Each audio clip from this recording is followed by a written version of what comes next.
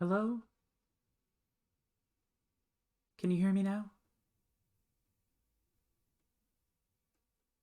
Wonder if it was really that simple. It is. It is really that simple. Yay.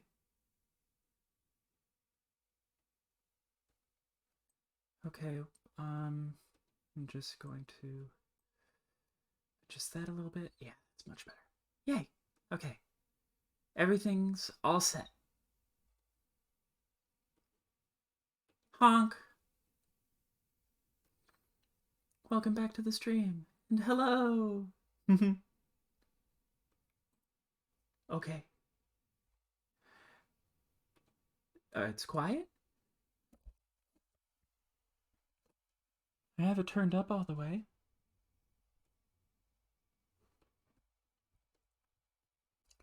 I wonder if Nehemic is gating it. No, it's not even on. How about if I do this?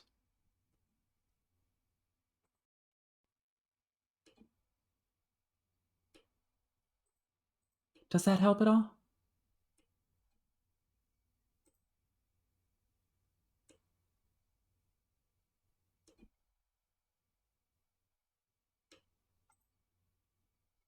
It looks like I'm at least putting out more sound on the mic aux meter. Uh,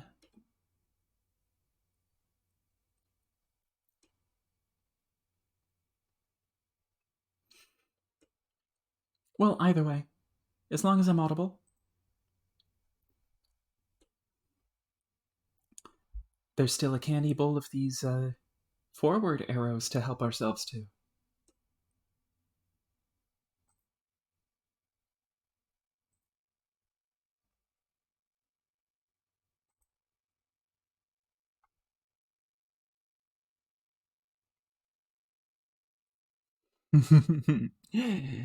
If motherfucking magic's all we've ever known at, then it's easy to be missing what be fucking the haps. But I'm all scoping at miracles that are up in the air. Get my sea on of miracles. They're here and they're there. I be checking the miracles while falling downstairs, seeing the shit out of miracles that are all being up at basically pretty much everywhere. Fuck. Oceans of Fago fucking glitter like space.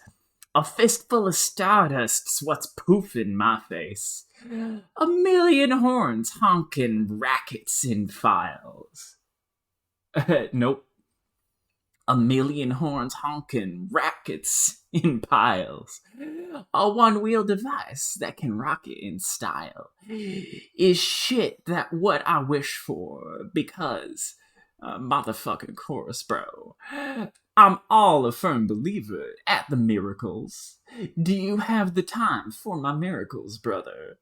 Do you get your notice on of the miracles? So many fucking miracles. The magic motherfucking miracles. Honk. Oh. Oh, yeah, that was so strict. Yeah, bro.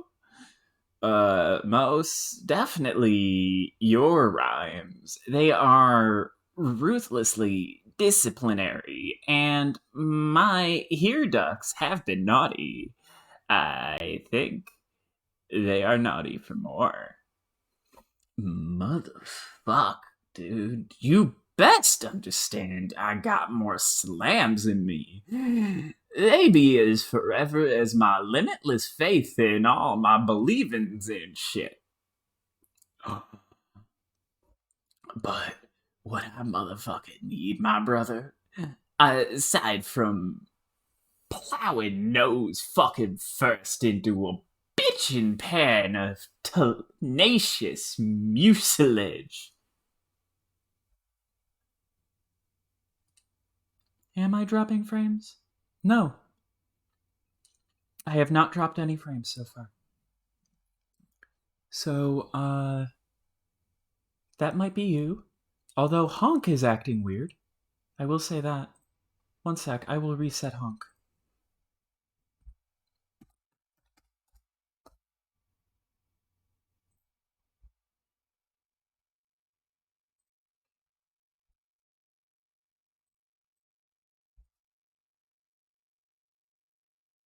There.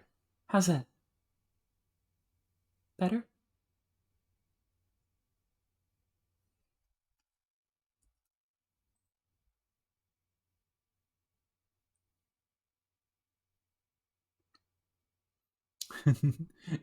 But what I motherfucking need, my brother, aside of plowing nose fucking first into a bitchin' pan of tenacious mucilage, is to check out what slams you can stick in my ducks. Yeah. Oh, yeah. These most entirely can be provided. They can be dropped straight into the orifices you mentioned. Ha! Fucking drop it, bro. Fucking drop it like you spaced out and forgot you were holding it in the first motherfucking place. You brought up a pan, in that last stanza, but the one I'm a fan of is the panhandled pup. Shit. Yes, shit is a legit thing to say about it. About the pan with the man grit, on whom I now slam it. Slam it like a motherfucking door by accident on something that hurts. Honk, honk, honk, honk, honk, honk, honk. You can't handle my slams. Well, unless you can. In which case, that's cool. I just serve up the hoopla to goat noses that are hoopless. About the pan who's called pupa. In the case you were clueless, about the pan who can man up and is able to stand up on legs unlike mine, which are functionally useless. God damn. You are feeling some hearty reproach tonight. Flying fucking high, man. Higher than a laugh assassin up on the motherfucking grief trapeze. Higher than a subjugulator getting his weep on for the vast honk I believe in to come. I wish. No, bro, I'm serious.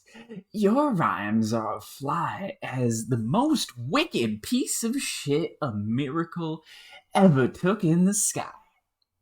Someone clip their motherfucking wings so I can stand a chance. Whoops. I mean, sit a chance. Fuck. The only thing more fly than the rhymes I'm saying to express all my malices is the ability he had. I wish I was mine instead of, I guess, this excessive paralysis. Look out for the hook, bro. Get off of those wheels. Get off of those wheels. If miracles aren't fake, he'll get off of those wheels. But high in this case has double the meaning. It means he can fly. Plus, does high self-esteeming. That's two things he has that I'd rather were mine. His two flappy wings and his big healthy spine. Oops, that's three things. Get off of those wheels. Get off of those wheels. If miracles aren't fake, he'll get off of those wheels. Using my least useless foot to kick it back over to you, friend. Shit. Slam it. Like the door. In the face of a calling drone. Let's pretend that's a real possibility and not invitation to an even more painful death. Just for the sake of that expression. Motherfucking motherfucker. Pure magic is all when there be hatching of grubs. I seen shit that would shock your look tubes. I peeped on a place of 8 trillion hemos, all up at one rock, bleeding as equals. It's easy to see if you search all your feelings. That piece happens first and murders the sequel. It's the beauty of the carnival. The magic's intense. Fucking in darkness outside, but the light makes you wince. Just take my motherfucking hand, bro. Put on your shades, pull back the flap, and get off of those wheels. Okay, I did. Now I'm on the floor, motionless, in a terrible way. So I got back on the wheels. It was a nice thought, though. Fuck motherfucking yeah. Let's take this ninja-titted bitch back to the hive with the chorus. Together, my miracle brother. Yes. I'm all a firm believer at the miracles. Do you have time for, my miracles, religious friend? Do you get your notice on of the miracles? So many, gratuitous expletive miracles. The Magic Mother, also expletive miracles. Fuck yes. Here's where the slam turns into nothing but honks. Honk, honk, honk, honk, honk, honk, honk. Honk, honk, honk, honk, honk, honk, honk. Honk. Fuck. It's less appropriate for me to do the honks than you, but that was still great. Yeah, bro, yeah. The slams there were truly prime, and your religious views, though I don't share them, are reasonably inspirational. I think I'm in the process of releasing at least one tier. Ha, me too, bro. You motherfucker know there be some of my eyes royal jelly to go with your emotional peanut butter. Oh, whoa. Aha. Aha. This is beautiful, dude. I feel so at chill with you. Yeah, friendliness with you is pretty much always nice and fun to have.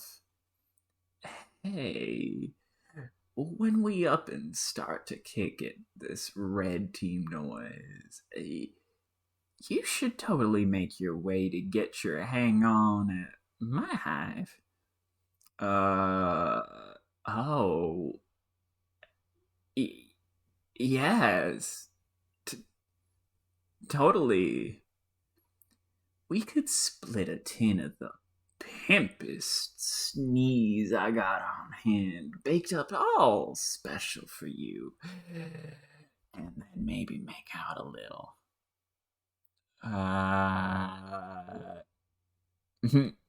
Honk. Mm. Mm.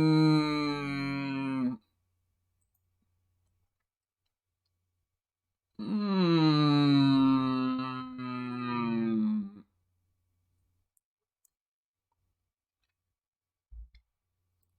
Peanut butter and jelly.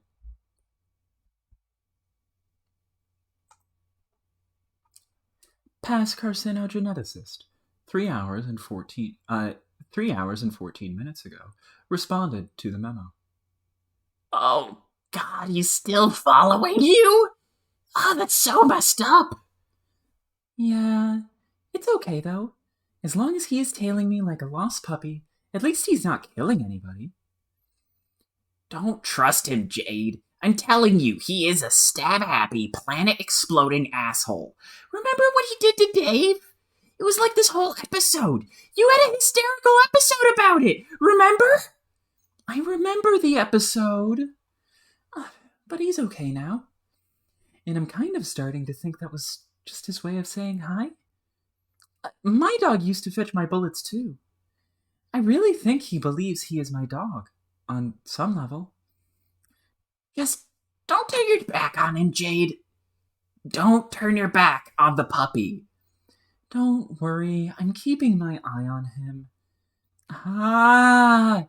No, bad Jack, bad! Paper kind. Whap, whap, whap, whap, whap.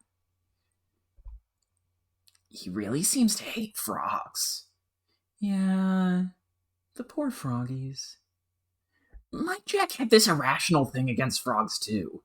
I mean, my normal Jack, not bastard-ass Omnipa Jack.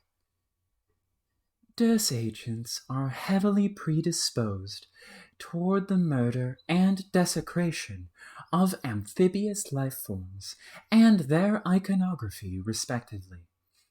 Frequently, I had to thwart assassination attempts from their kingdom, or extermination attempts is probably better to say. You're probably right. They seem to drive him crazy. This is not the first time I have had to reprimand him. Wait, did he follow you into the palace too just now? Is that who you were yelling at? He was growling at Echidna, and I had to tell him he was being very bad. He destroyed some of her really nice statues too. Keeping him in line really makes me miss Beck. He was such a good dog. Not to mention a best friend. Jack is just bad dog. Worst enemy. Exactly. I don't like this a fucking bit. It makes me really nervous. You just chilling with an unspeakably powerful mass murderer with the brain of a wild animal who's about to hop sessions to try to kill us all in a few hours. And what were you even doing there again? You still haven't told me. The palace! I recommended she return to her denizen for advice. About what? The location of the final frog required to complete the gene sequence, on whose song should remove the last traces of dissonance from the waveform. The creature is quite elusive, remember? Oh, yeah, you were searching for weeks. Yes. And you never found it. I had a good lead, but you decided there was not enough time left to bother with it. The reckoning had started. We had to kill the king. Understood, but this was a matter that really did require your attention. Yeah, I know, but maybe I was sick to fucking death of muddling around with frogs and their cacophonous goddamn ribbits and mixing their slime and shit. I'm not an ectoscientist, no matter how many grubs you turned out to be us the game made me accidentally make. But you are a programmer, aren't you? That is at least kind of like being a scientist, having some technical savvy. I was a shitty programmer. And anyway, I only programmed viruses. Shitty viruses. I didn't have to be a slime technician or a frog farmer or a mystical fucking croak decoder. I'm a warrior and a leader and a cold-blooded killer. We know you are clearly very good at being all of those things. But now we need your help with frog science. Can you help us? How long will this take? I don't mind helping, but I have major leadership duties to attend to here.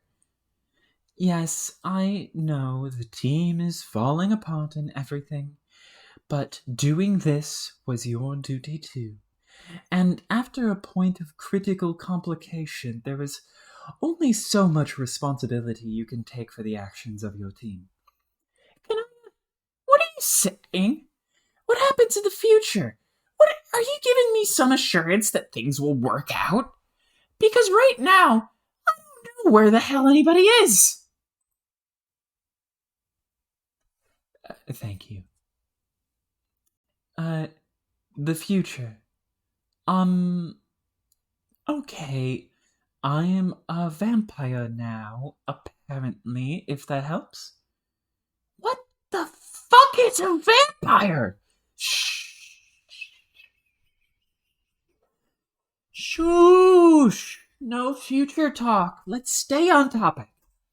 Oh my god! Why can't I get a straight fucking answer to a thing? It's a simple question. Kanaya means she is a very pretty girl with pointy fangs who has a bright, sunny complexion and wears fancy dresses. Thanks! That cleared everything just right the hell up! And she drinks blood. Oh, you mean a rainbow drinker? Yeah, I already know about her trashy novel fantasies. Are we done shitting around? They aren't trashy. Yes, hilarious. I guess I have no choice to believe you because skepticism in this situation is for idiots, right? If I said, yeah, right, if there's a drinker in this hive, I'll eat my cocoon. I'd be like the dumb Lucius in the movie who doesn't believe the kid when he tells it there's a rainbow drinker in the closet. So, I guess by reverse psychology, I should not be that dumbass, yell, oh fuck, and tell everyone to get in the scuttle buggy before it's too late. Well, fat chance! I'm not falling for it. That sounds like a stupid movie. How do you know what she looks like anyway? Did you see her in one of your afterlife bubbles? Yup. Why? When? Carcat. That information qualifies as future stuff. Just no anymore. She's getting away from me. The more time goes by without word from Gamzee, the more I worry. And the more I feel like something terrible has happened. Or will happen. I should go. No, wait. Just please listen a little longer. Yes, staying would be better. Trust me that it was and still is an important thing for you to have done and still do. Maybe even the most important. Fine, but let's move it along. Did Echidna tell you where to find this frog?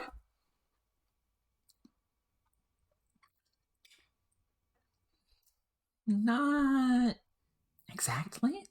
She just helped me remember. Remember what? Something from my past. If I accepted her terms. What were her terms? You never did tell me. Yeah, because you never told me yours. Oh, I just thought it wasn't that important or interesting.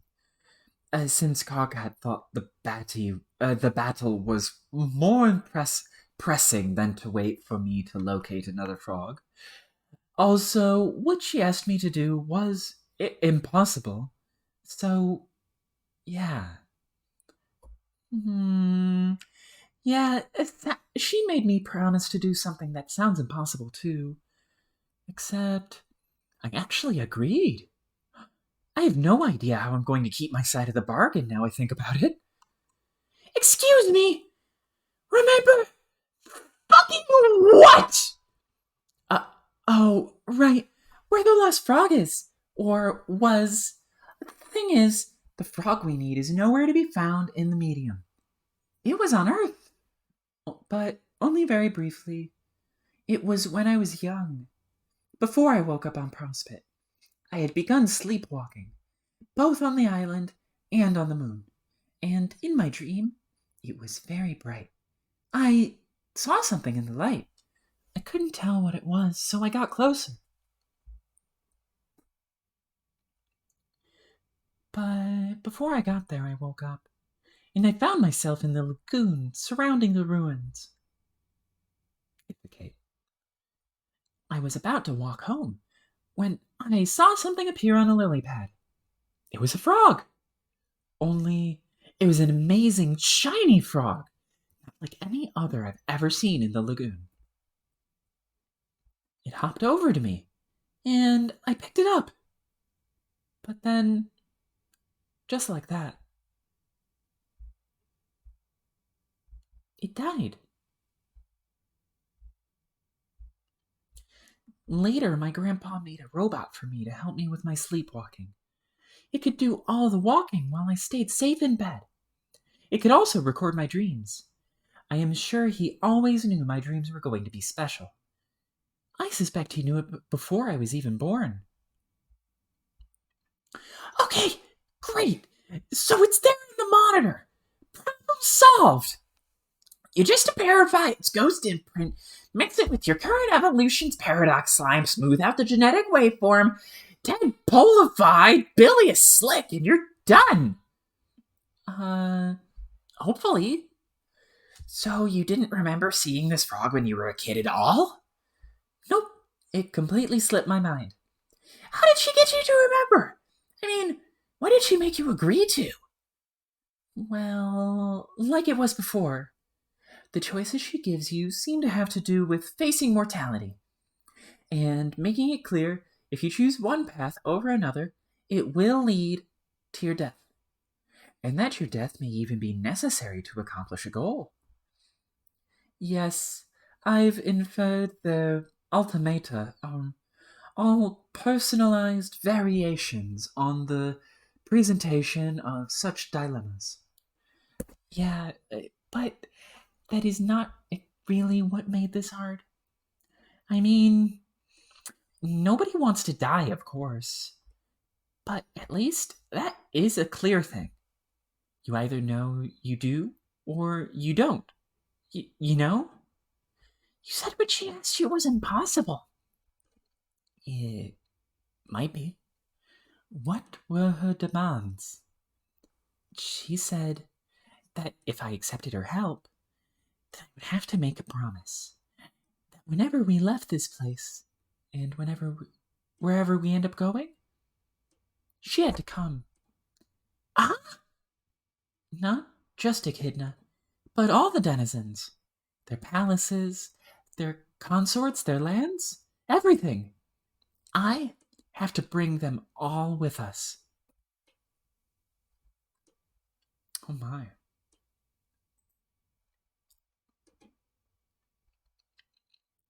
Phew.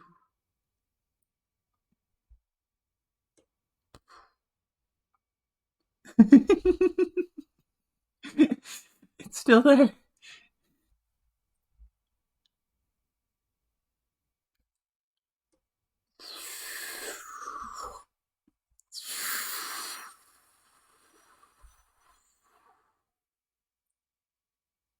A peregrine mendicant witnesses the arrival of Liv Tyler and the wallet.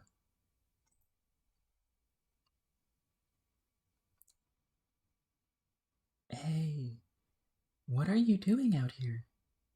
Out where? Out of your bubble.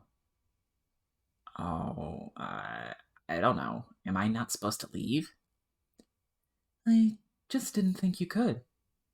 I guess you must have a foot on either side. Can't say I'm surprised. Okay.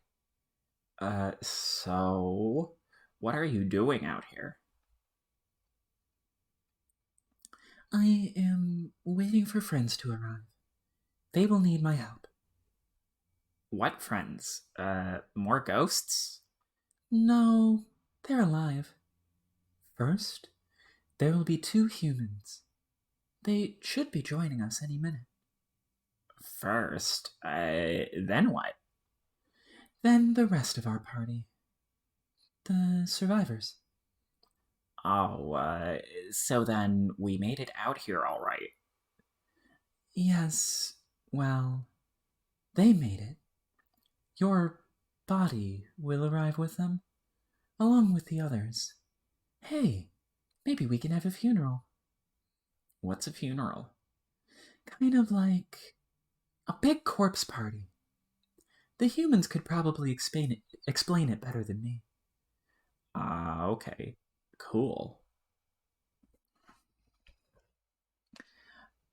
Shit. It's so bright. How can you stand alone?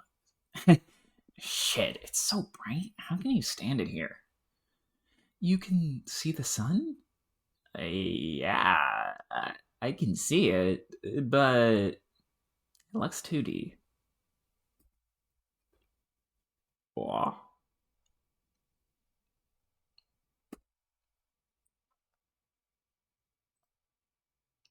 Bang, bang, bang, bang, bang, bang, bang, bang, bang, bang, bang, bang,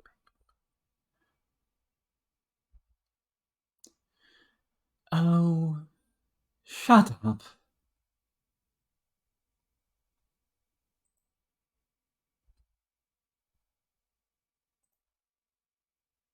Really? It's not letting me do the thing? Really? We're not able to do the thing. I can't. There's like actual text there. God damn it. I know there's text there. I've read Homestuck before. I'm going to look this up and just read it along. I don't give a fuck.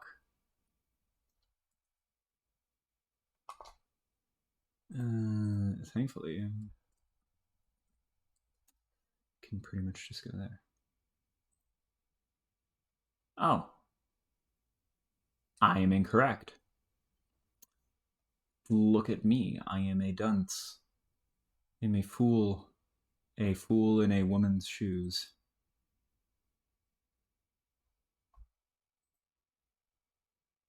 Indeed. Okay.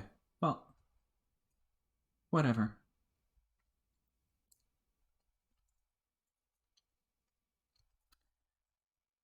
Pachoo.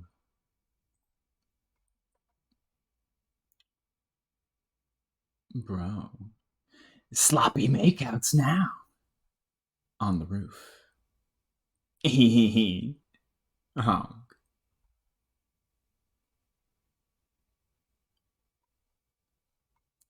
Past carcinogeneticist, 1 hour and 34 minutes ago. Responded to memo. Jade? Are you still responding to this memo? I guess I don't have much energy left to argue about passwords. I didn't even get a password last time. I had to leave abruptly because Solix and Eridan started dueling again, and then Fairy and Kanaya. It all happened so fast. Now Gamzee is hunting us all down in murder mode. He's been taunting me through other people's messaging devices and leaving me disturbing notes. I'm sure others must be dead by now. And now Solix is blind, and I lost track of him somehow. I heard a stray honk, and I ran, and we got separated, and I'm starting to think that this must be a doomed timeline. That's why I can't get in touch with anyone. They must be dropping like behemoth leavings out there. And that must be why future Kanaya was talking in this memo. But he's dead, which makes that impossible. It wasn't supposed to happen this way. Gamzee isn't supposed to go crazy. I think if he does, it means we fucked up. It means I fucked something up. He's my responsibility. I have to make sure he's safe, and Didn't do that. One time, one of the doomed Aradias told me she came from a time where he flipped out and killed everyone because of my failure.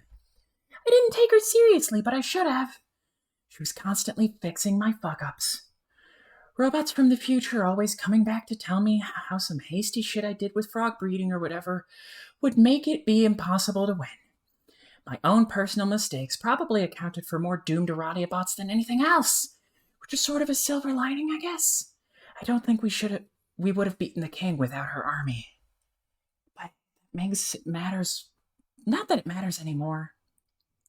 I've obviously become just another guy in a doomed timeline watching everyone around him die. It's just sitting here wondering what I could have done wrong this time. To make the timeline make a wrong turn. And pinpointing it seemed overwhelming since I've made more terrible decisions than I can even count. But I think looking back, I know what it is now. And I'll be right back. Although I will leave it here. Because this is an important panel.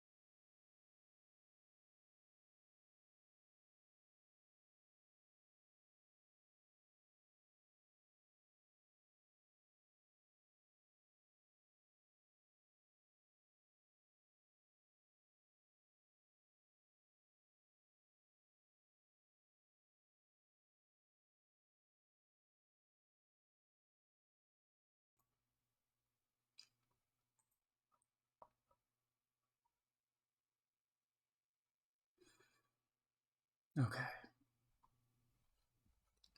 It was before we got trapped on this meteor. Before Jack showed up. Before we beat the king. And. What's the?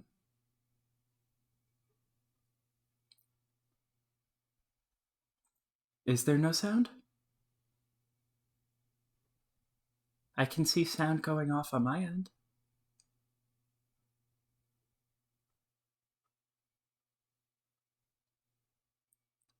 Is there no sound on yours?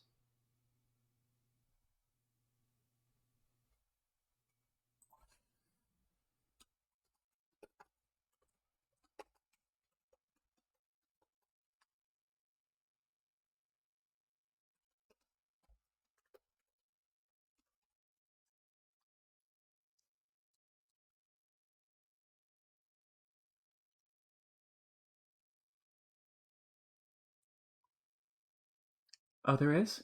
You can hear? Dope. Okay.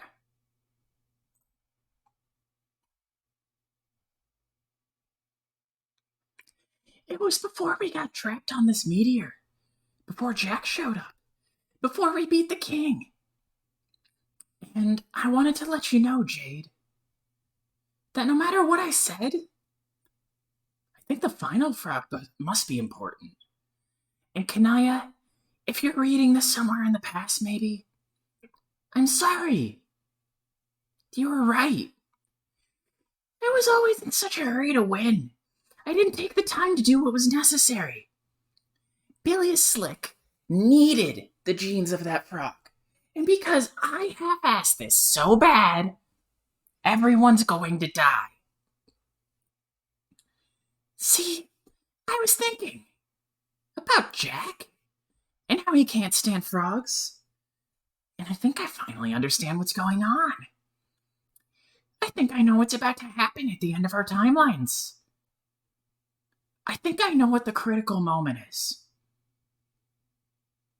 And it's completely my fault. The biology is a touchy thing.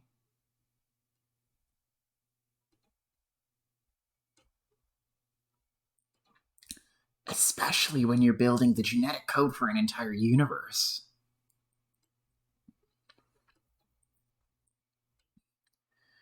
Our Genesis frog needed the genes from that final frog.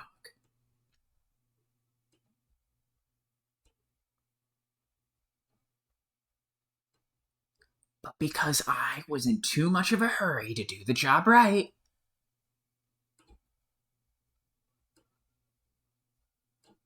he's missing a critical sequence in his DNA.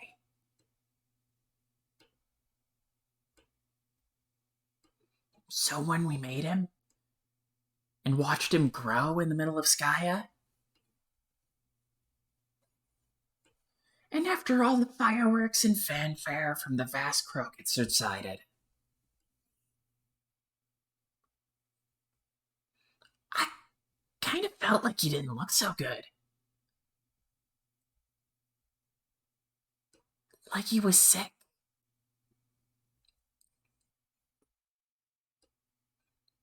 I think I gave him cancer.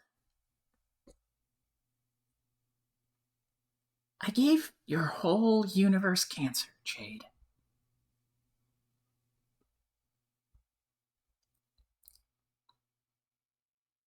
Sorry.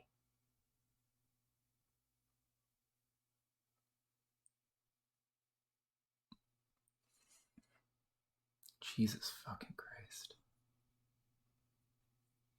Oh, what do you even say to that?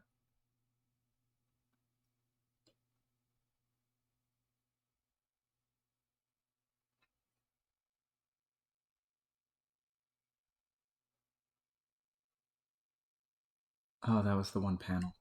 I see.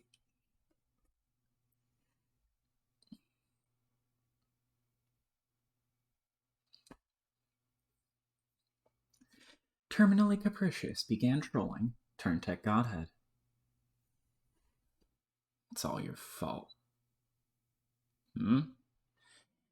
It's all your motherfucking fault.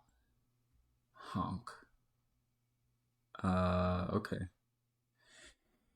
You all cracked off the top of the bottle to those fucking clown imposters. Then all were spraying out the flagrant motherfucking heresies at me. The flagrant motherfucking heresies, motherfucker. Is what came out from their mouths.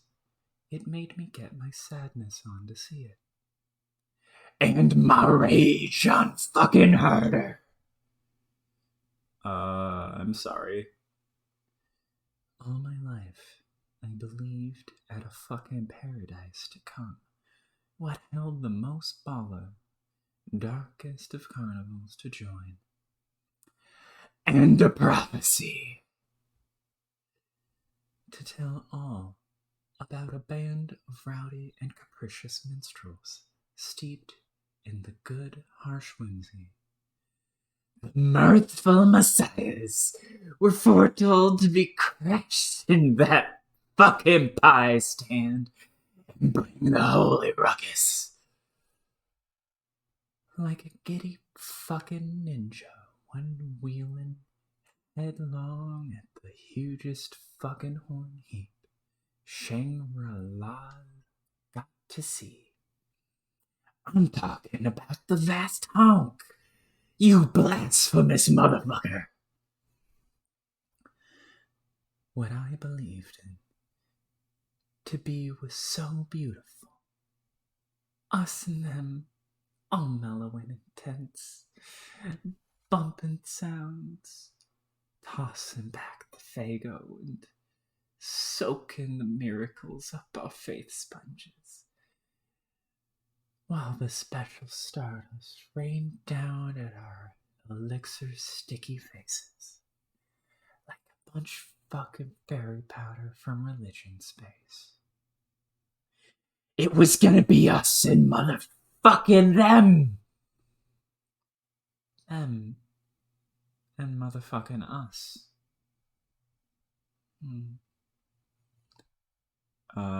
This is like some trolling shtick, right?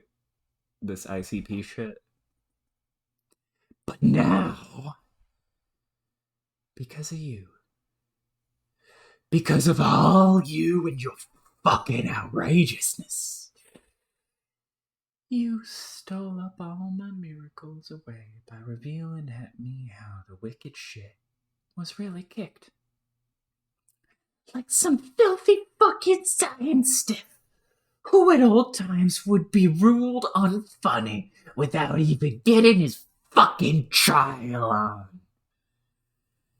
And now I don't know what to think about the spiritual fantasies I had. Honk. Best troll ever. I don't even care if you're really into this stuff or not. It's awesome. What stuff? Like horrorcore? Lame clown rap and stuff. Honk? Dude, are you an actual juggalo or not? Bro, that word you used isn't nothing real I've heard of. It strikes me as another fucking heretical bastardization of some sacred shit I take seriously in my pump biscuit. I mean, I guess. Took seriously. Do you really not know what I'm talking about? I have the idea that you put in my pan to sit there That the Paradise Planet is a fucking joke. and the miracles? A fake! Pure fiction. False, fakey, rowdy con jobs from a bunch of unfunny ninja harlequin bullshit artists. I can't even tell if you're trying to troll me with this or if you actually are having some weird emotional problem. Can't it be motherfucking both things? Okay, I'm telling you, you need to watch this video. The song isn't even supposed to be released for like another year or something, but I got it from an inside source. This is as hot as it gets. Hang on, let me dig it up. Delirious Biz Nasty. Oh, I'm gonna get copyright checked again.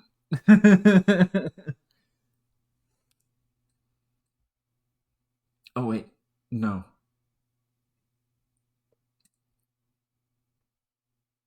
No. Motherfucker, no. What?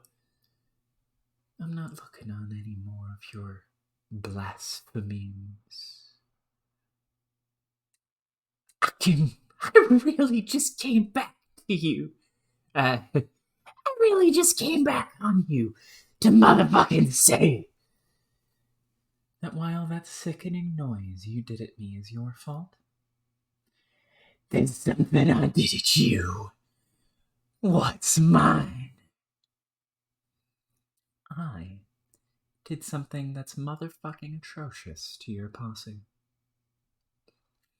Made your whole crew of jokers get to being kind of mentally motherfucking Unstable. in fucking fact. That atrocious business I got to doing. I did that shit to your whole universe as a matter of motherfucking fact. You see, You motherfucking see. I finally got all caught up in what's true behind the sweetest murder mirth of the bitchin' blood circus. I reached deep down and got where all the real harsh whimsies are hiding inside me. To the angriest ways I found up my dark ancestral chuckle voodoos within. And then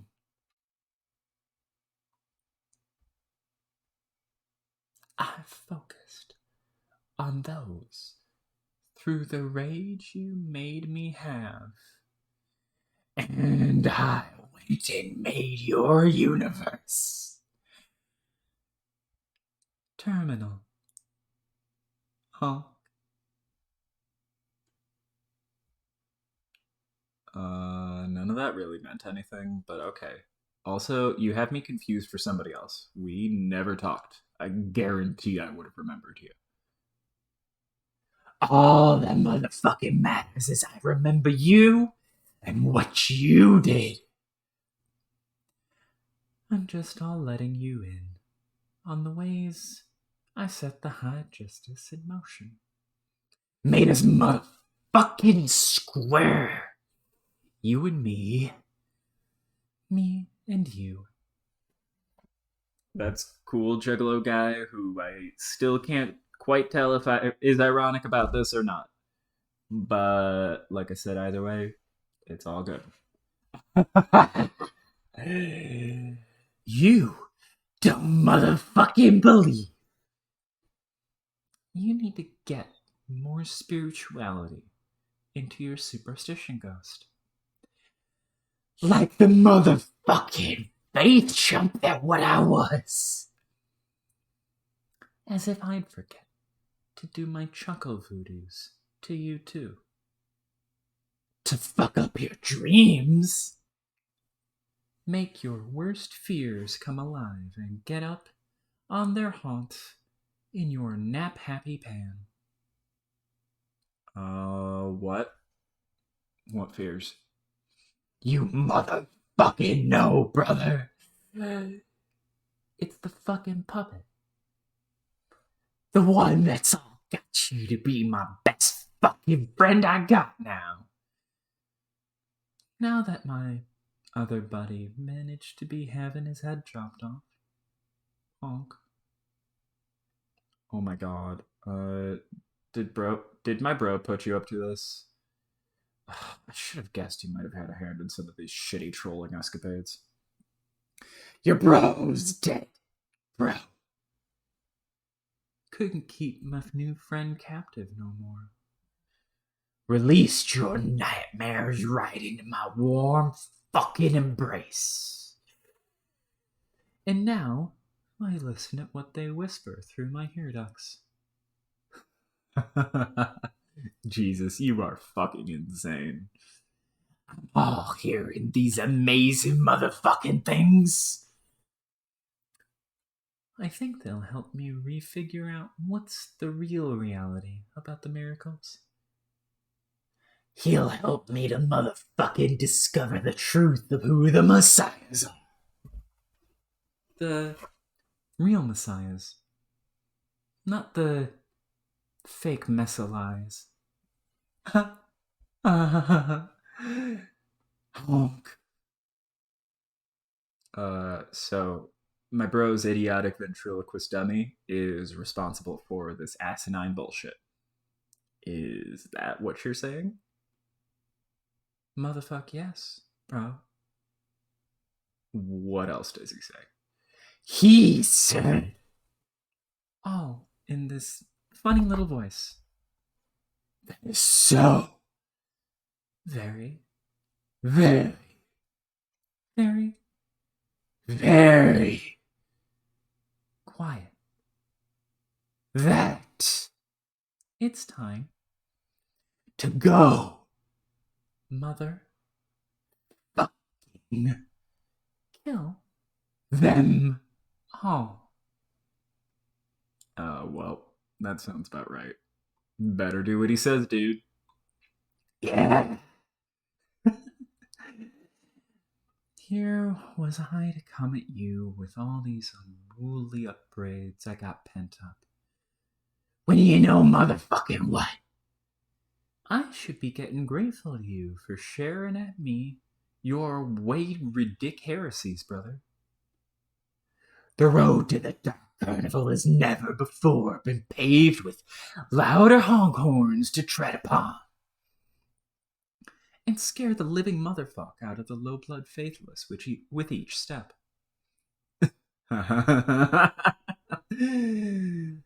You are either literally a soulless murderer or some kind of trolling savant. Time to block you now, but let's do this again, okay?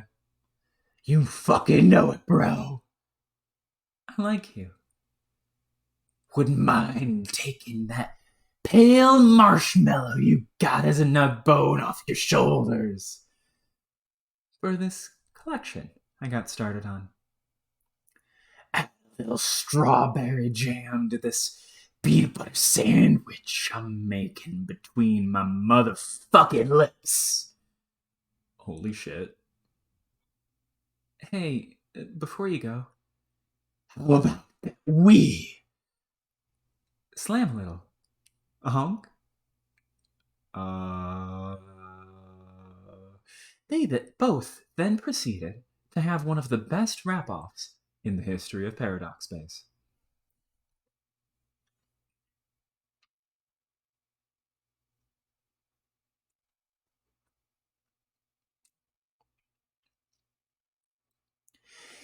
Its defective genes probably made it impossible for your section to be successful. Sort of like its reproductive system was damaged.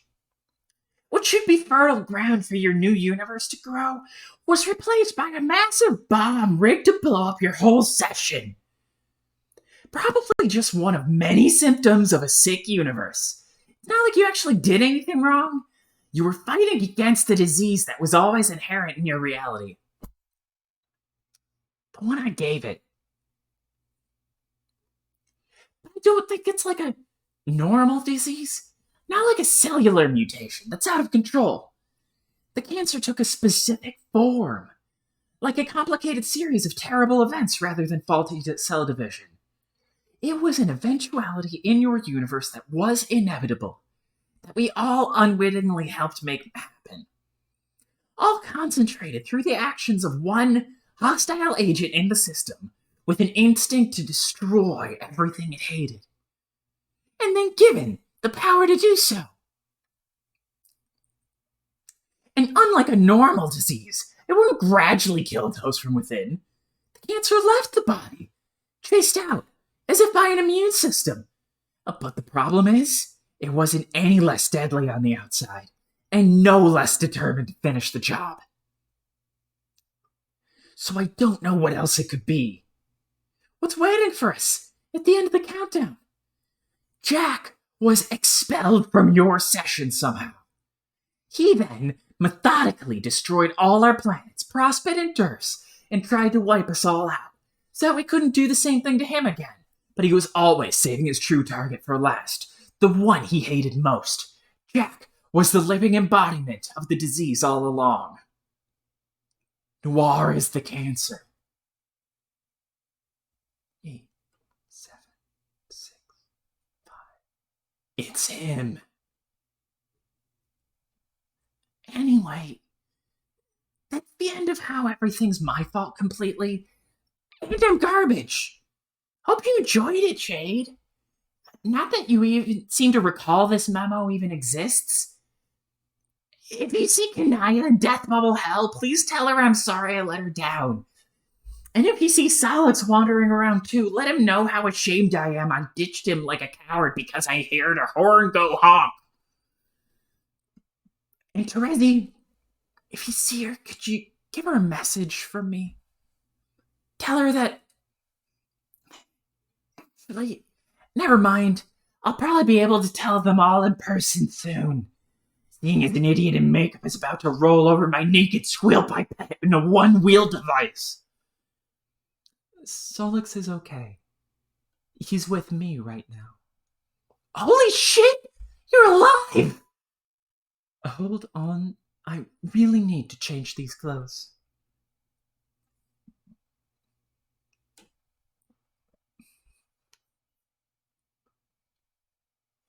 Right. Like I'm gonna teach him about computers. Swoon.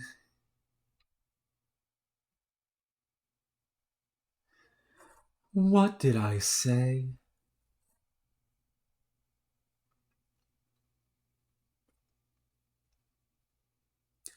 I have repeatedly made it clear that the fifth wall is to remain off.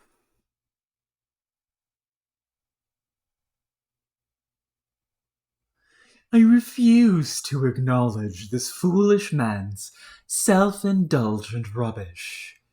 His frivolous charades have no place in this building, or anywhere in this reality. Am I making myself understood, young lady?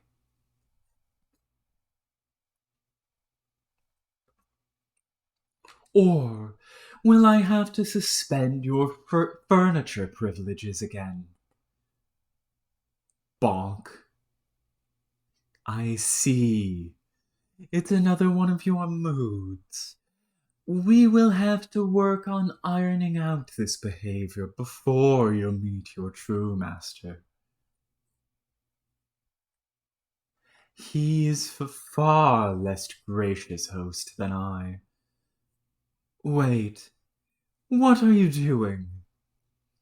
No, stop that. You render yourself in a more symbolic manner this instant. Grief. Thank you.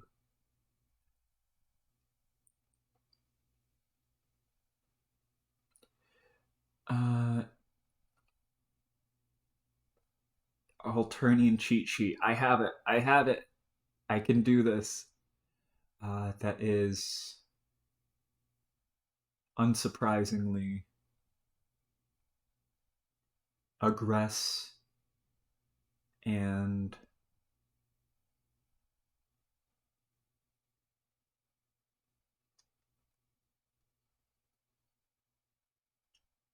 a grub. A grub. That was worth it. Okay. Aggress or a grub. Thank you.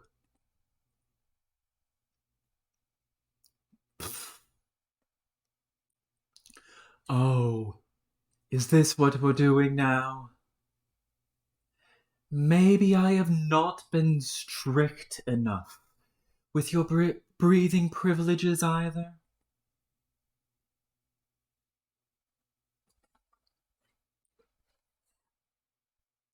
This vessel will reach your planet eventually. We can either go home the fast way or the slow way. Your express ticket can only be validated with a display of good manners, miss. Soon.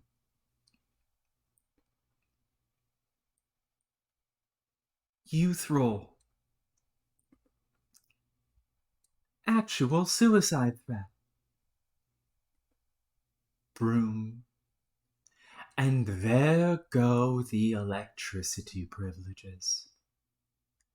I think now would be a good time for another round of re-education regarding her purpose. A little refresher on the prestigious employment opportunity for which she is being groomed. And since you are still my guest, it would please me to tell you this inspiring tale as well. It is a tale to remind her of the sacrifice she must make. One serving to remind all of her people of the sacrifice once made by long forgotten heroes in a discarded reality. It is of this sacrifice the sufferer died to speak the truth, and it is his tale I will tell you now. Once, in this very universe, you could say, Alternia was home to a peaceful race. Trollkind had never known the corrupting influence in their evolution which led them to perpetual war and violence. That is to say, they had never known me. As was true of the bellicose world we know, there came to be 12 heroes on this peaceful planet. These heroes, too, had 12 ancestors whose fortunes were entwined with theirs. These 24 figures of legend were not of this world, but sent from the sky, delivered from a reality not yet conceived. On the eve of their race's extinction, the 12 heroes would begin playing a game. They would make an admirable effort, but they would fail. Their civilization had not prepared them for the rigors of this game, and the ultimate reward would fall shy of their grasp. But their failure was more comprehensive, more systemic than a result of simple inadequacy so common to young players of this game. Though they could not recognize it for the bad omen it was, this session was not the one in which they had been spawned. Such is the symptom of a subtle glitch affecting certain sessions, an error designed to trigger an unfathomable cascade of misfortune throughout paradox space. This glitch is the calling card of the one I serve. It is the discreet, gentlemanly manner in which he reserves his place in a universe for later visitation. The heroes, understanding their defeat was absolute, sought advice from the mother of all monsters. She offered them a choice. The heroes could either accept their defeat, along with the extinction of their race, and put others at risk, or she could show them a path to a second chance, to a reality in which the chosen heroes of their race would be strong enough to succeed with ease and claim the reward. This reset would come at the cost of wiping the failed heroes from existence. They would live new lives from scratch, playing different roles in the reset reality, with no memory of the game they played, nor the choice they made. The heroes chose to accept this bargain and scratch their session. In doing so, they jump-started the reality in which the 24 figures of legend would together be created, and I as well, and then sent back in time to take our places in history, though I was delivered well before history ever began, before the dawning of life on their planet. This time around, I would oversee its development, and thus fulfill the mother's promise of an aggressive, ruthlessly prepared group of heroes, one that would not rest until victory was secured. The young 24 would again be scattered in two groups, 12 modern contemporaries and 12 ancients. But in addition to losing their memories of everything that had happened before the scratch, there was another catch for the failed heroes. In the new reality, they would not serve as the heroes. They would mature to become the ancestors of the 12 they formerly regarded as theirs, and the 12 would be chosen for glory, and this 12 would be chosen for glory. These children would be the heroes to achieve victory and have the reward easily within reach. Of course, this promise was fulfilled to the letter, as you've seen. The entire bargain was executed without a single hitch, as those authorized by my master always are.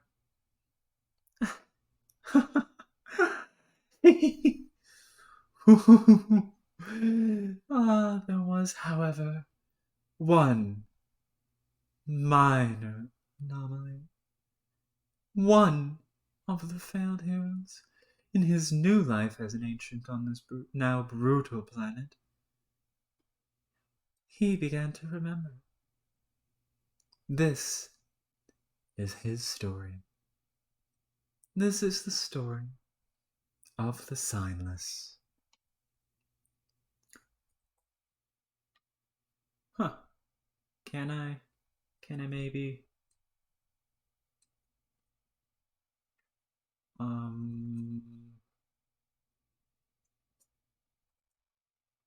I feel like there's text there. I really, really do.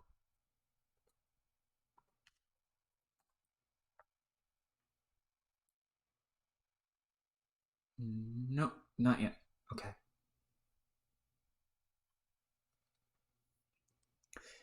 Few ever knew the sufferer's given name. Presumably, quite reasonably, he had none, and he came to be called Signless. Unlike his peers, distributed elsewhere in history, he was not given a sign at a young age. Alas, there were no signs reserved for one of his mutant blood. His genetic deviation from the social order made him a pariah, forcing him to wander the world alone for many sweeps, concealing the color of his blood to avoid certain execution. But it may also have been due to his mutation that he began to have the visions, spontaneous lucid imagery of his world in peace before its fall. He would never see the complete picture, nor fully understand his previous incarnation's role in prompting this fall, nor know of my hand in it. But the visions showed him all he needed to see. They beheld the promise of his people's true potential beneath the ages of conditioned cruelty. They held the spark of revolution. In time, the visions gave purpose to his travels. He would preach heretical ideas no one else had dared to entertain, let alone risk discussing. He espoused the virtues of forgiveness, compassion, and equality among all bloodlines. He distributed his message intelligently, careful to preach only to those receptive, never attracting unwelcome attention. But his growing movement could go unnoticed by the authorities for only so long. The High Bloods were livid over the unprecedented heresy, and soon a massive sectarian war followed, spreading across the planet and throughout the galaxy. The conflict was lopsided, of course, with the High Bloods given full support of the Condess and her Sea Dwellers. Inevitably, the Signless would be captured, and when he was, it was not a matter of whether he would be put to the irons, but how hot they would be if he failed to recant.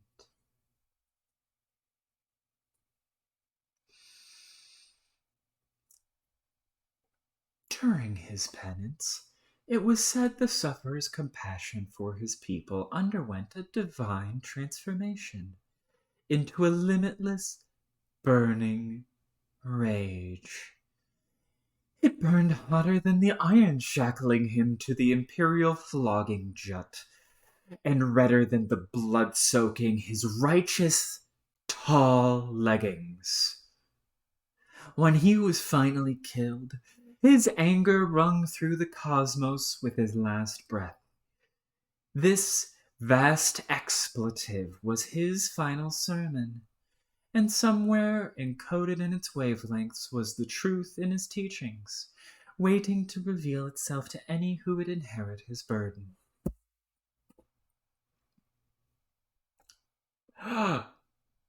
Booyah!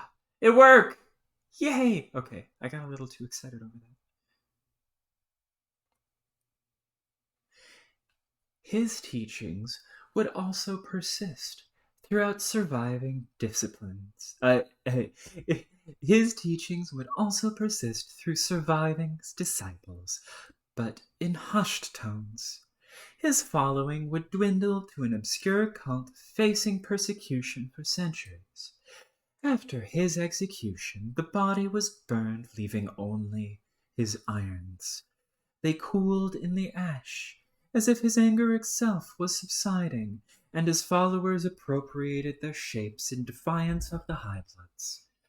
The symbols became the sign of the signless, always shown as colorless as the cold iron, to conceal the stigma of his hue. This was as much a reminder to his followers to remain hidden as it was of the sufferer's sacrifice, and his rage hidden like heat in the iron, one day to be reignited by another of his bloodline.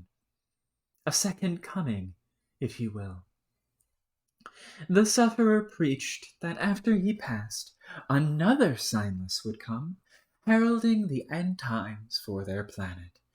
The second signless would continue his work and lead his people to glory beyond this realm.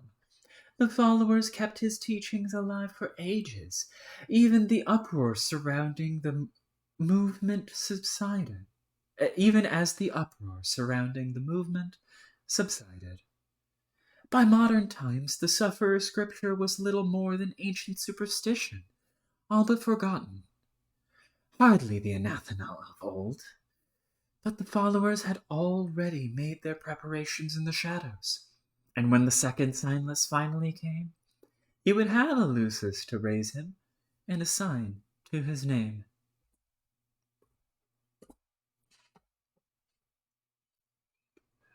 No, really. Hover your mouse over the banner. Like this. Yeah, I know. The fuck? The sufferer required a less conventional upbringing to reach maturity.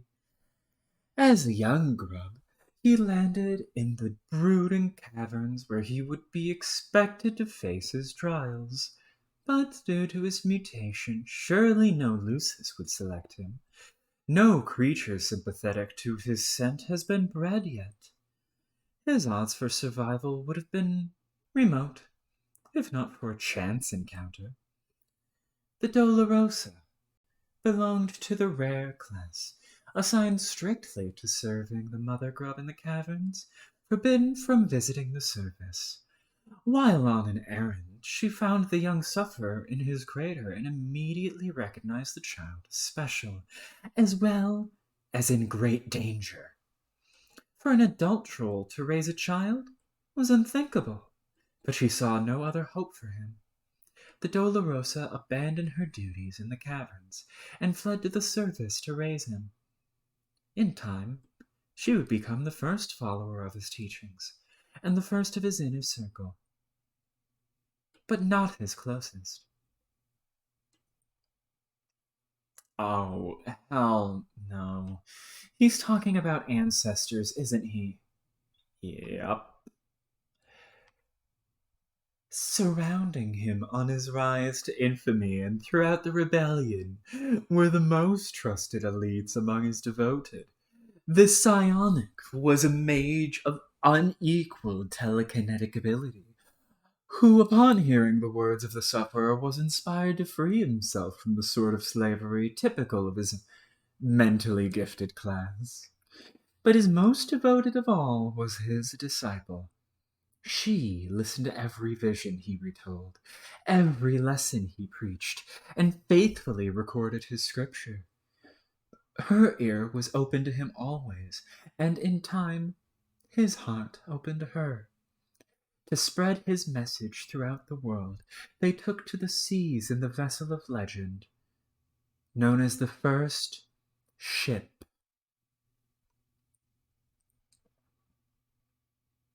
I wonder if it was the one true ship.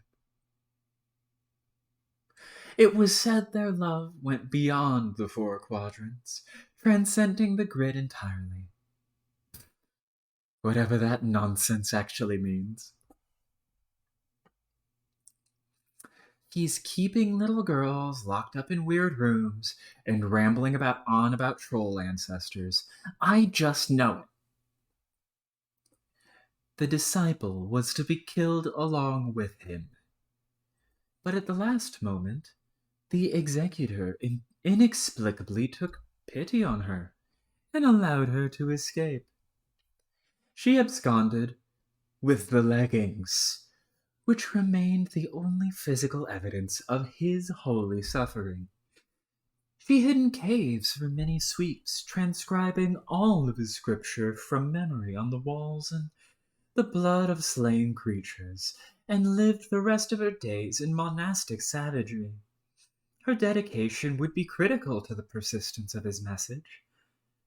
But the Dolorosa was less fortunate, and sold into slavery. She spent the rest of her life as property of vicious sea dwellers, and as for the psionic, he was enlisted in a far worse, if more prestigious service. Author splode. Not in my fucking comic. He was forced to serve as the helmsman for her condescension's imperial battleship. Psychics of his kind were exploited for interstellar travel, and his abilities made her ship the fastest in the fleet by far. She grew so enamored of her helmsman and his power, she would use her touch to extend his lifespan to match her own. Oh, damn.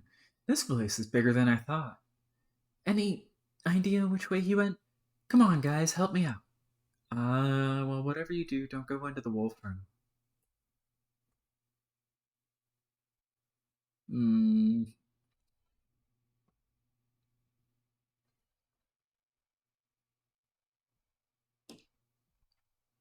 that is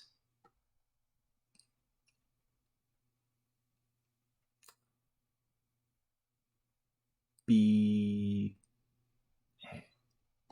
A? Yeah, A. Oh,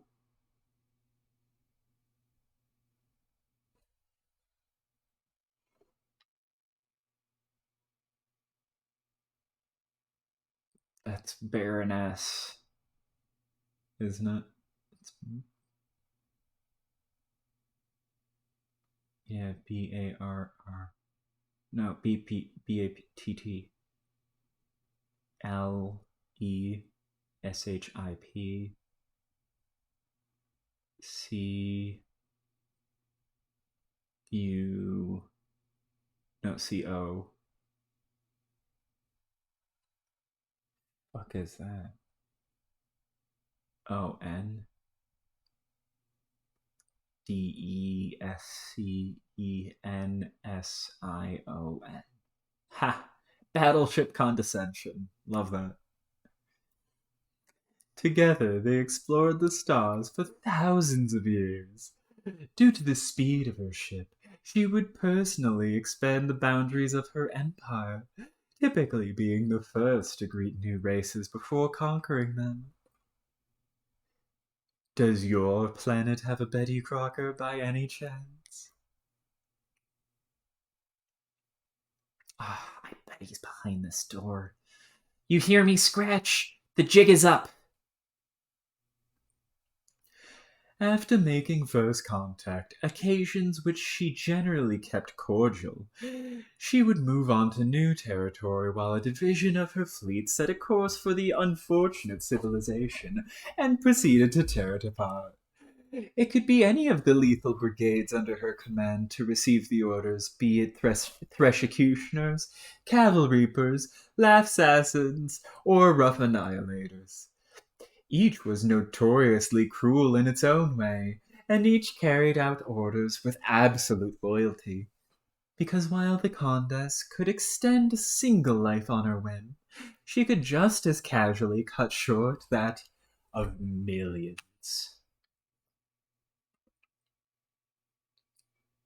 Aha!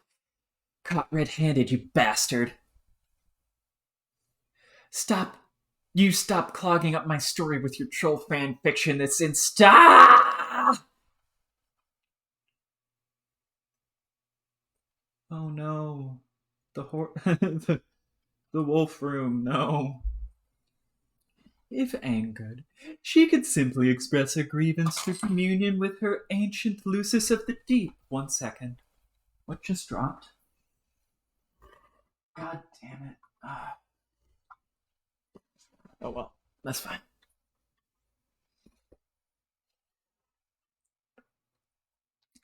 If angered, she could simply express her grievance through communion with her ancient Lucis of the Deep, and turn its psychic devastation on her multitudes.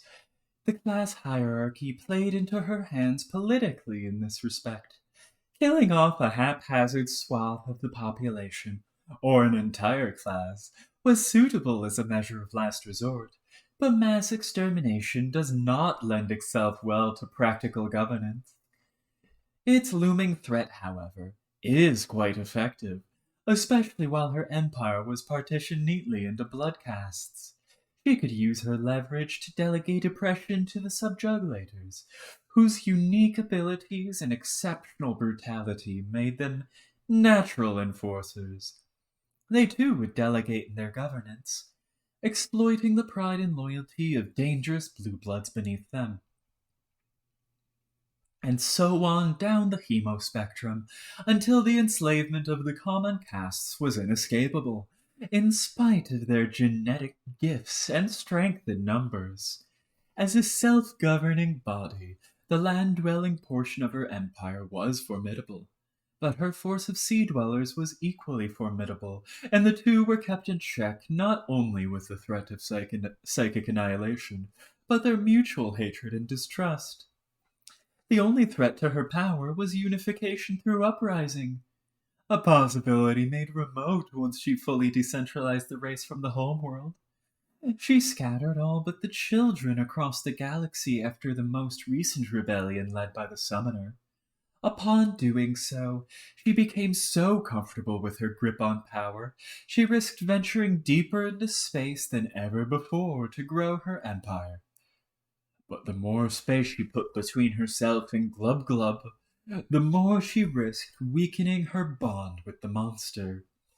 The bond she and her successor shared with it, exclusively, could sway, and become strengthened with the younger. Perhaps she grew complacent with the threat successors posed, after such a long history of killing them with ease. Heiresses, upon reaching maturity, were expected to challenge the Condes for the throne. It was not merely expected of them by their people, but demanded by their shared Lucis. I like to think of her as the pet I gave to their race, at the dawning of their species' evolution, like a sentient swarming gift. Again, it's just the sort of thing a good host does. That was not the right door. If the lapse in her custodial bond was significant enough, it was not just political power she risked. At such a distance, she sacrificed concentration she needed to curb its most dreadful psychic shriek of all. At such a distance, she sacrificed concentration needed to curb its most dreadful psychic shriek of all, the galaxy-wide extinction event called the Vast Glub. Of course, this eventuality proved a fitting reward for such reckless expansion of her territory. She chose the worst time possible to explore further from the homeworld than she'd ever been. She was scouring the edge of the galaxy for systems to plunder when she received word of her planet's devastation by meteors. The young were being slaughtered. The mother grub was dead. The end times were upon her people. She ordered all fleets to return to Alternia, but such as her empire's expansion and interplanetary occupation, few could make it in time to provide any meaningful defense. She instructed her helmsman to pilot the ship faster than he ever had, and he did so through extreme physical duress. He was able to leap across thousands of light years in a matter of hours. The exertion likely would have killed him if the glub didn't get to him first. Her touch could extend life, but never restore it, to her lament. In that instant, her empire was gone. Glub Glub's swan song wiped out her entire race, save the Condes and her lone heiress, leaving the empire nothing more than a galactic necropolis of floating tombs. This looks like the right place. The hallway's all round and shit, just like his big stupid head. She was forced to continue the journey home on auxiliary power. Her ship now travels near the speed of light, a pale shadow of its former velocity. It would take her another 612 solar sweeps after the glub to reach her destination. She should arrive any minute now. When she does, she will find nothing but ruins and dust. If she cared to look closer, she could find a city of slain exiles, a man on the moon, and a pair of black lovers locked in a deadly dance. But whether she looks or not, one thing will find her with certainty: a new employment opportunity. My beautiful panels, what has he done? Oh, that son of a bitch. It is going to take so many sweeps to clean this mess up. So very, very many sweeps. Are you paying attention, protege? This is where your role in the story begins. Now stop your pouting and listen, unless you want another helping to the backside of my... Oh, nuts. I seem to have forgotten my discipline broom. I seem to have forgotten my discipline broom. That's such a weird phrase. You're such a weird person, Scratch. Fuck you. God damn it, he's got a bowl full of these things? He's pulling his snooty horseshit candy bowl stunts to mock my little arrows now. Excellent host, my ass. Anyway, the last of the 12 ancestors arrived a bit late. In fact, she would cross through her portal 6 centuries after the descendants had come and gone. And there weren't many left to look after her. So she ended up in foster care. I remember it like it was yesterday. And for one who has as much time on his hands as I, it essentially was. Flip.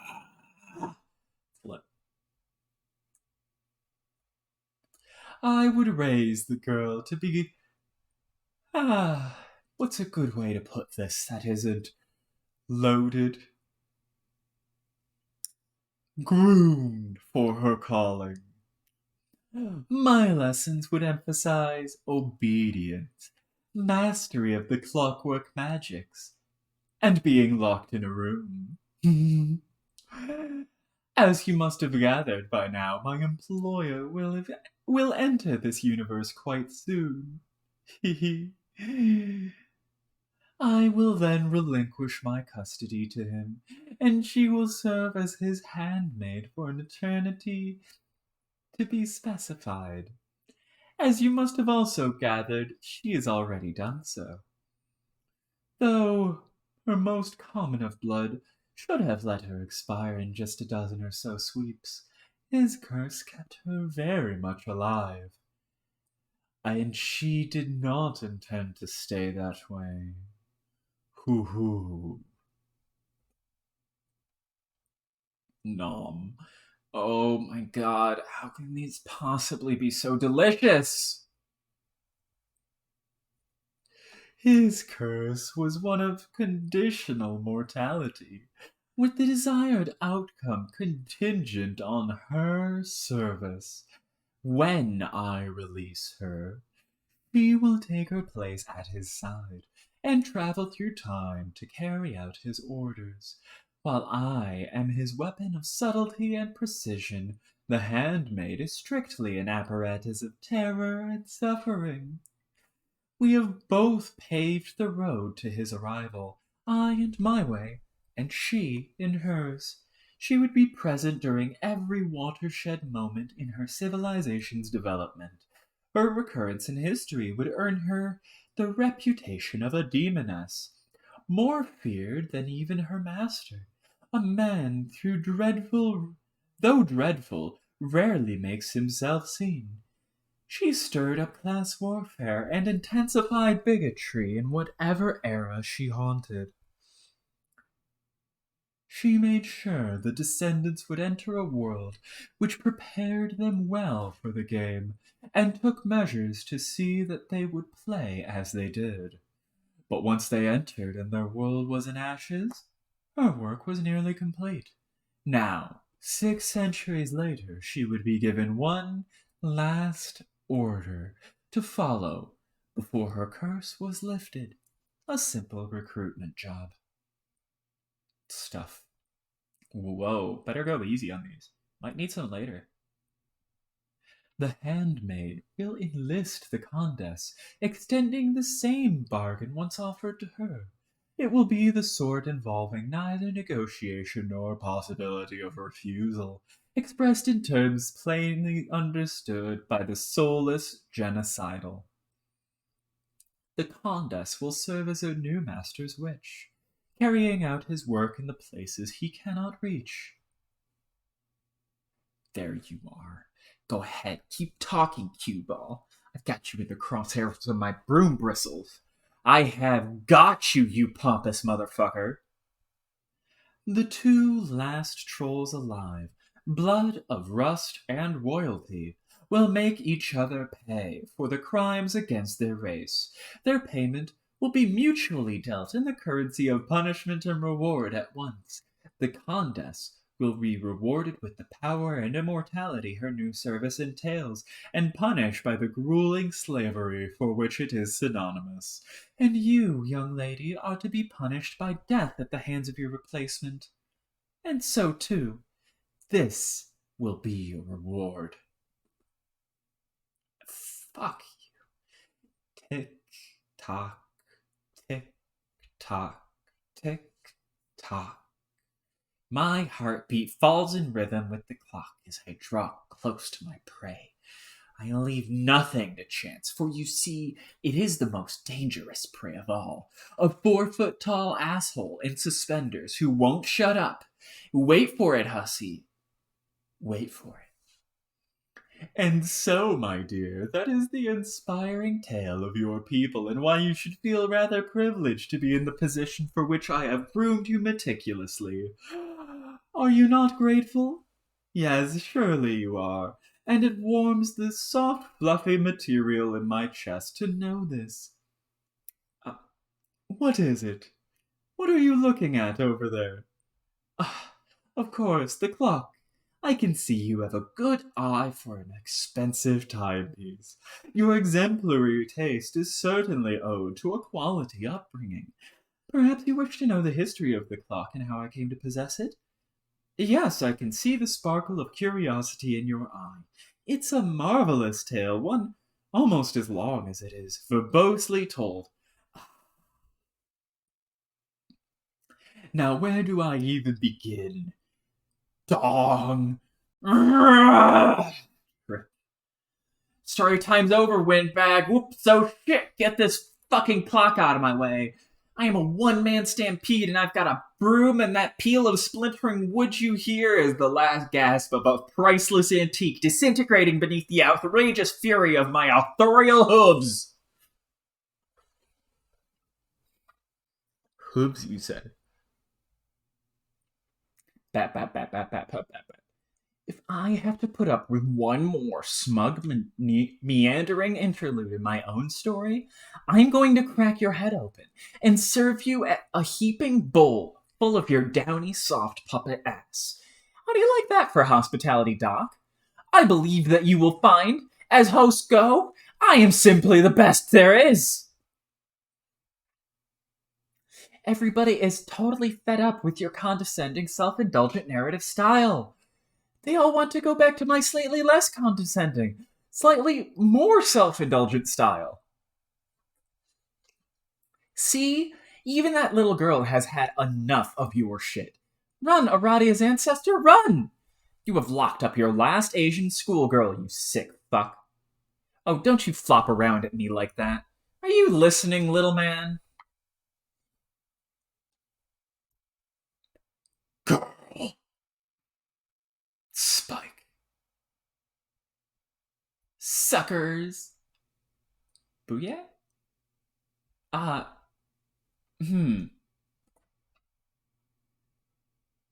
You there! Girl! I guess.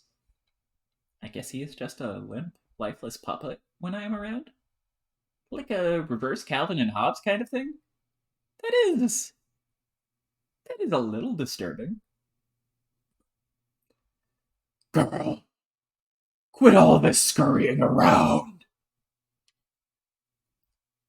Oh well. Might as well try to get that disc back. Wonder if I can just. Just sort of reach up into. And. Reach. Do you believe you can escape me before I arrive? How do you expect to outrun me? What the hell? Looks like he's had the disc repaired for a while already, but didn't tell us. Motherfucker just likes the sound of his own voice. When I am already here.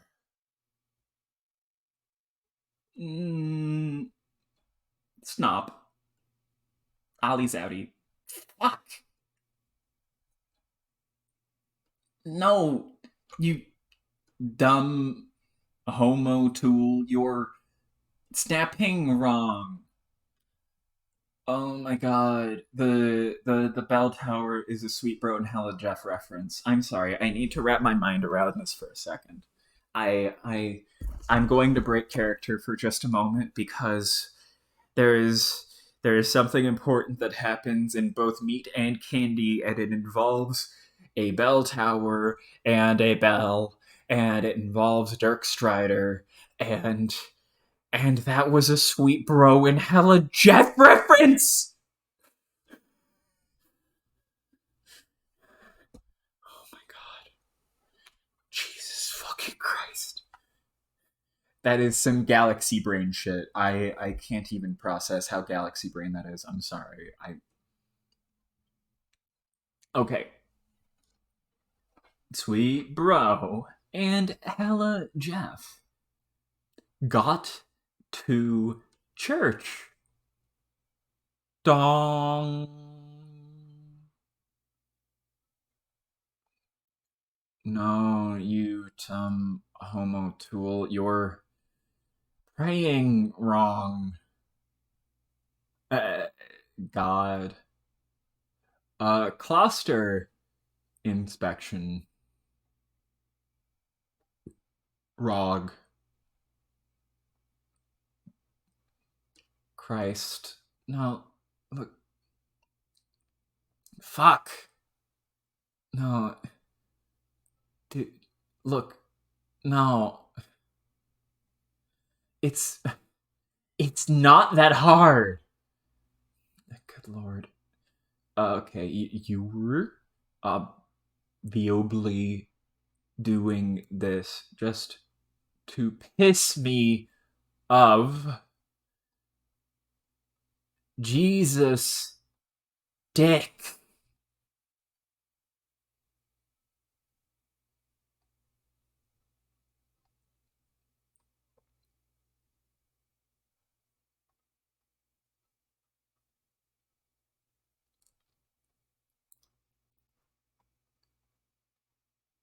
Oh my god. It's beautiful.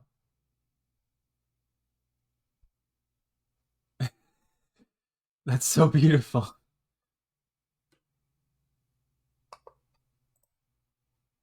Oh my god. I'm actually struck by the beauty inherent in a Sweet Bro and Hella Jeff comic. What what is happening in my life?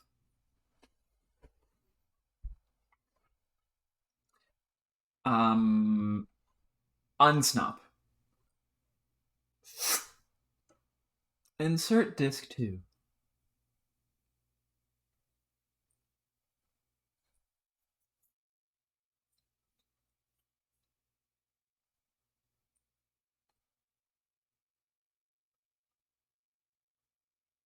Attempt rare and highly dangerous.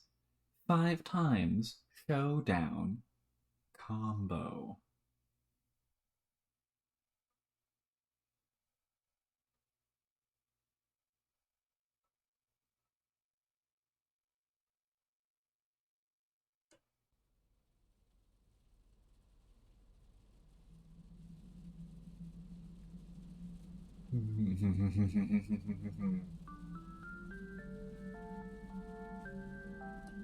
Huh.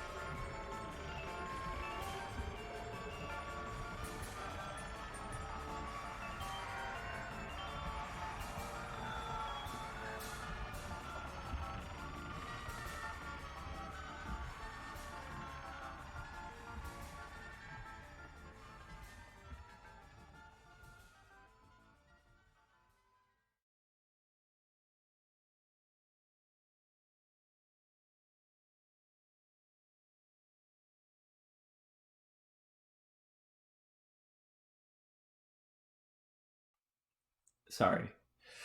Honk.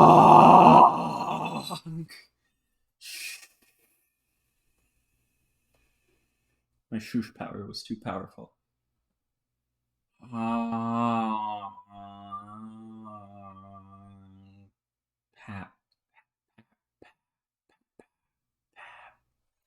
pap, pap, pap, pap, pap.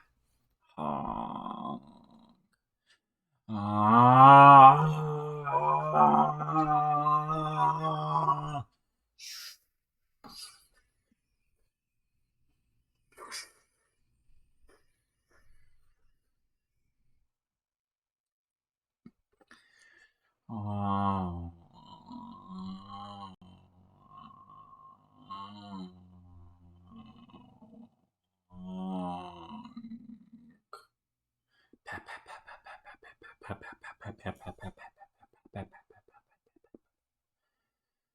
Honk, honk, honk, honk, honk, honk. Pap, pap, pap. Ooh.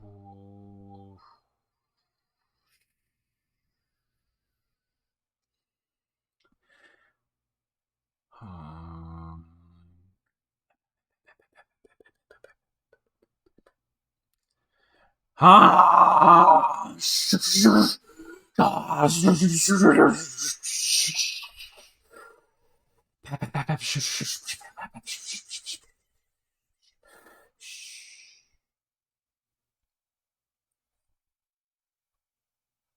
Aw. Proper morals. And the night of blood so embraced the bard of rage, and in each other's arms they were a quiver, and with righteous pap and blessed shoosh he did quell his brother's fury, for the knight looked upon his bard all acting up and completely losing his shit, and he did resolve to calmeth his juggalo ass right the fuck down. And so he calmed down his juggalo ass what? And so calmed down his juggalo ass was, and would continueth to be for all time. And the knight, in totally settling a murderous clown's ludicrous shit, down proper, said, "Let there be more allegiance." And it was so. And between morels would flow bounteous mirth, and they did hug bumpeth plentifully, and honks of reconciliation echoed far and true into the darkness upon the face of the deep. And it was good. Close tome.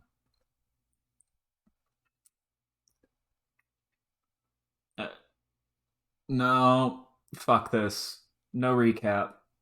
The last recap I wrote that was really big was that really big one in the white ink, and Jade had just popped her dead dream self into Beck Sprite for prototyping. Then Jade Sprite flipped out and destroyed the column supporting the laboratory, and the big ball fell and bounced off the house and rolled down the snowy hill, and she started crying. And no. Fuck this. Click on the panels. I wonder how many are left. Carcinogeneticist began trolling. Garden Gnostic. The password is. See you soon? Okay, I'm going to take your lack of response as tacit verification. Also, this pretty much has to be the last conversation we have, right? Your timeline cuts out completely in a minute or two because of the scratch. What are you looking at up there? What are you looking at up there? Are you hypnotized by the flashy shit? What the fuck? That's been going on ever since John started scratching that big goddamn record. Aren't you acclimated to it by now? Hello? Utterly Jigus mother of screaming fuck! Whatever, I have shit to do now. I guess I should be keeping an eye on this guy too, now that I think about it. The bright green beacon should be appearing any minute, assuming you actually managed to blow up the sun. And then, well, then I guess maybe we all get to hang out? Well, maybe also not being an unyielding mortal peril? While maybe also not being an unyielding mortal peril? It's getting kind of old, frankly. Okay, well, this is a pretty crappy farewell, but I guess it'll have to do since there is some seriously show-stopping shit transpiring up there in fucking outer space. Later, Jade, I'm going to go make sure John knows what the hell he's supposed to be doing. And in case none of this works and we don't actually get to meet, I guess I should say, since apparently my gutless future self can't express himself and never got around to saying so, this leaving up to me as usual to say that. Oh, sorry, I was distracted. Oh! No, not by all the scratchy stuff in the sky. There's something coming down. What? It's hard to make out, but I think it might be. What? Shaving cream? Oh no.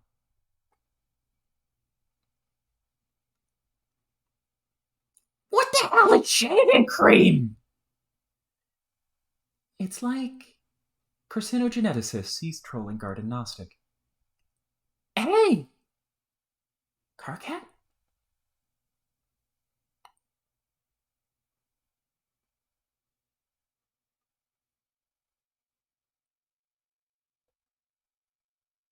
Boom. Cream explode.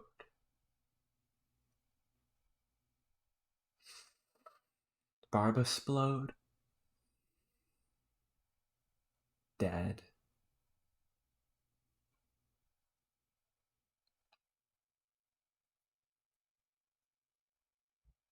And that's how Jade died the second and therefore final time.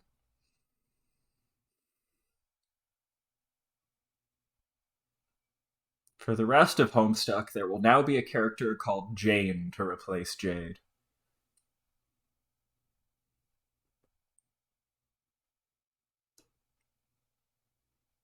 It doesn't look like Beck is happy with this outcome either. S. Cascade.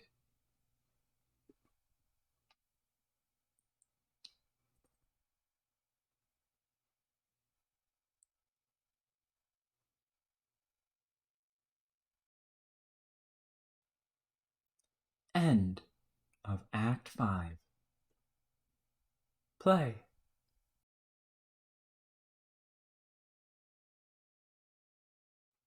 Actually, before I play, I am going to take a quick moment to express the fact that this is the page.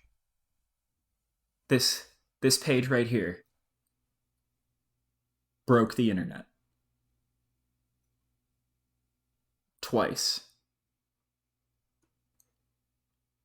When it was originally posted, Hussey expected there to be a lot of extra site traffic. So, in addition to hosting it on Homestuck, he hosted it on Newgrounds. It's part of why it looks like this.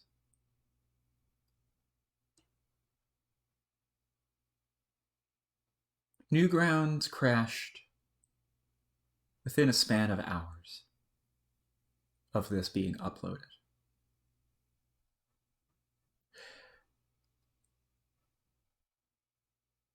So he reposted it to Mega Upload. And Mega Upload crashed. There's a tweet somewhere from Andrew Hussey that says very simply, on October the 25th of, I want to say this was 2012, 2011, on October 25th of that year, Well, that didn't work.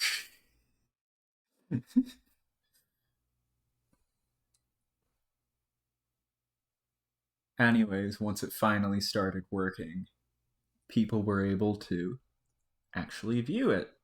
And it looked like this.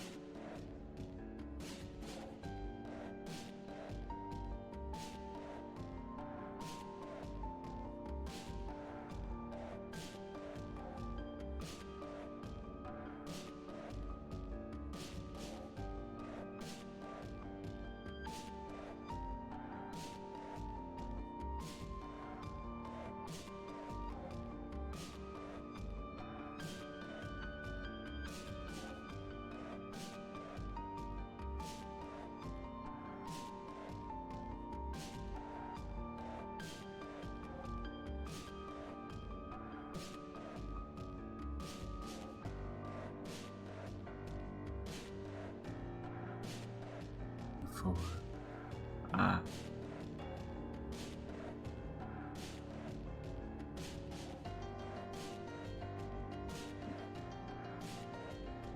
Sorry.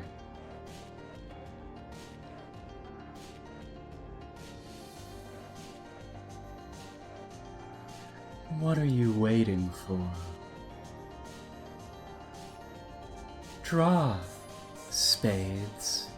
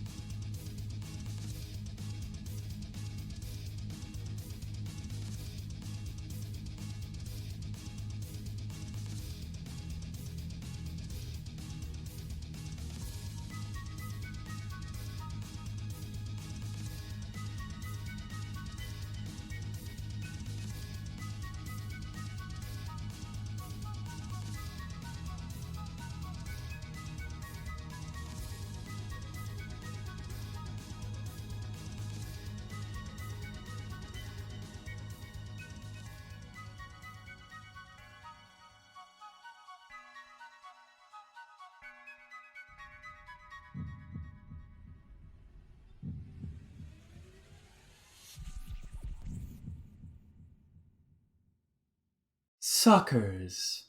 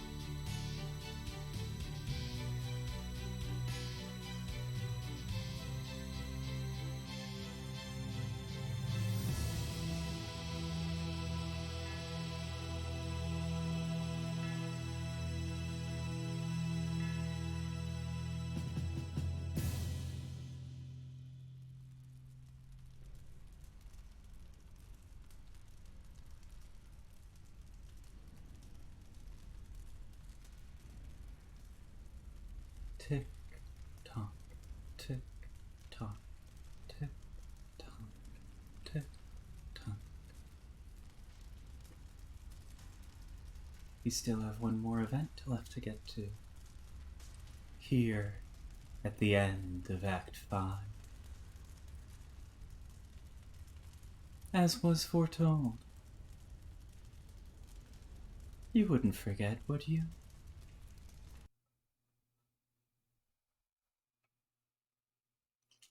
Begin intermission 2.